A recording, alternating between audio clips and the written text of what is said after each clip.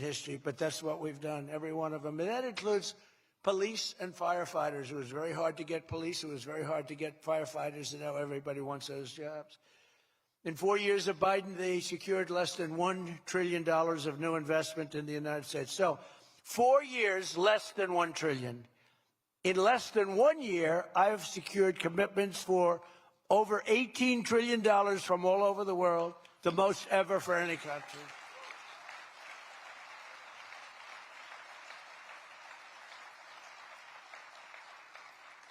Think of that, though. They did, and I'll tell you what, had she won, it would be a disaster because you were having people leave. You would have not had $1 trillion. You would have had $5 trillion, $10 trillion leaving the country, and your welfare would have doubled. When you look at what's going on in Minnesota, is that a disgrace? Is that a disgrace? But we'll talk about that. Under Biden, we had the highest trade deficit ever recorded, losing more than $1 trillion every single year. How about that? It was killing Michigan, and everywhere else in our country was being absolutely destroyed. But in a matter of months, largely because of tariff income and the election result, we've slashed that gaping trade deficit by, in a short period of time, 62, it just came out, 62%. People are stunned. The fake news back there, look at those cameras rocking and rolling. No, the fake news back there is, they're very upset about it, actually, but they're stunned. They can't believe it. We cut our trade deficit in actually 10 months was when the number came out. We cut it by 62%. It's going to go better than that now.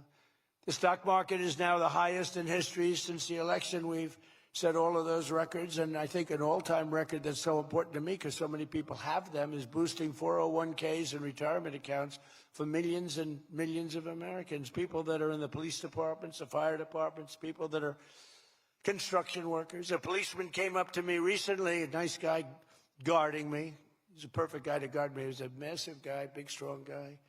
He said, "Sir, you made me look so good in front of my wife. My wife thought I was a horrible investor because every time I invested, we lost money. And we have a 401k, and I'm up like 85%. She thinks I'm Warren Buffett. She thinks I'm brilliant. She's now calling me brilliant. It makes my life much easier. I love my wife much more now. She calls me brilliant every time." I said, "Don't worry, you're going to do even better for the next 3 years." But one of the biggest reasons for this unbelievable success has been our historic use of tariffs. There was the tariff that made America strong and powerful in past generations, and then we got off it and we went to the income tax system. Great going, fellas. You know, we were the strongest in 1887, relatively speaking. That was around the McKinley time, and Teddy Roosevelt and some others, but we were really strong. It was all tariffs. And I know what happened. Some of these countries got together and they say, hey, convince the United States that it's no good, the tariff system is unfair to us.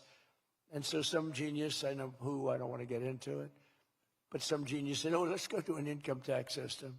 So instead of foreign companies and countries paying everything, the people started paying. And then after that, you had a depression, but that was a long time. That was in like 1913, you had the tariff switched into income tax. And then in and they like to blame tariffs. You ever notice they blame tariffs? No, they brought tariffs back in 1932. They brought them back to try and save the sucker. But it was in 1929, because a lot of people, you know, the anti-tariff people. Now, an anti-tariff person is a pro-Chinese person, like Coke. This guy's fought me in every election I've ever been in, and I've kicked his ass. He inherited a lot of money, and I don't know the gentleman. But he fights me, and then he goes out and says, I made more money with Trump than I ever made in my life. And then he supports these other people that were total losers.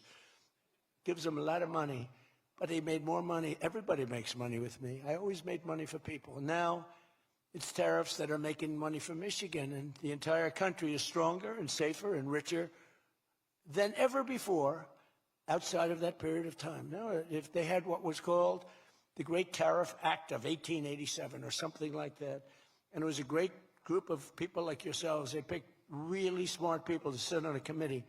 They had so much money, they didn't know what to do with it, and they wanted to have the money given away. You know, we built the Panama Canal out of tariffs. We did a lot of